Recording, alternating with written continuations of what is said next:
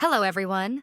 Today we are going to talk about one of the most important financial innovations of the 21st century, Bitcoin. You've probably seen headlines like Bitcoin skyrockets or Bitcoin crashes, but many people still don't really know what Bitcoin is or why it attracts so much attention.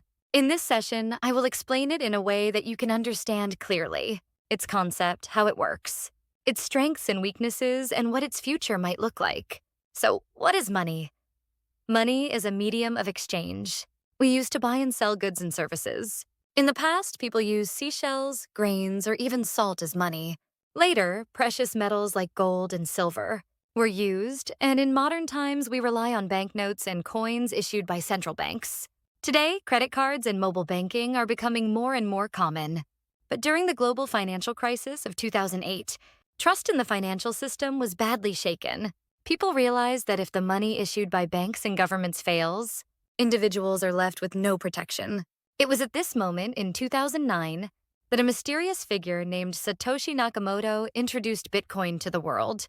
To this day, we still don't know who Satoshi really is. So, how is Bitcoin different from traditional money? The most important distinction is that it does not require a central authority. In other words, even without banks or governments, people can transact safely and directly with each other. How is this possible? Thanks to a technology called blockchain. Blockchain is essentially a distributed ledger that records all transactions. Normally, your transaction history is stored only in the bank's servers. But with blockchain, transaction records are simultaneously stored and shared across countless computers worldwide. Everyone holds a copy, and because they constantly compare and verify them, it is practically impossible to alter the records. To put it simply, imagine stacking Lego blocks. Each transaction is a block, and every block is securely connected to the one before it. This chain of blocks is what we call the blockchain. So, how are new Bitcoins created? They are not printed on paper. Instead, they are generated through a process called mining. Around the world, computers compete to solve extremely complex mathematical problems. The first computer to solve the problem gets to create a new block and is rewarded with Bitcoins. That is what we call mining. But Bitcoin is not unlimited. Its maximum supply is capped at 21 million coins. This scarcity is why Bitcoin is often referred to as digital gold. On top of that, there is a system called the halving. About every 4 years. The mining reward is cut in half.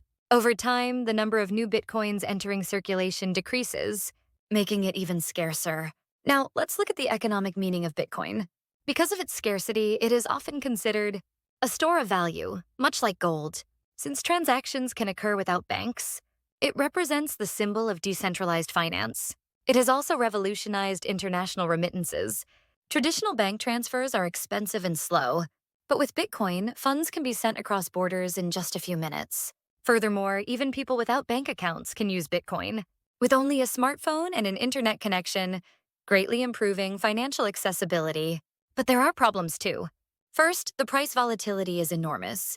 It can rise or fall by double-digit percentages in a single day, making it unreliable as a stable payment method. Second, energy consumption is a serious issue.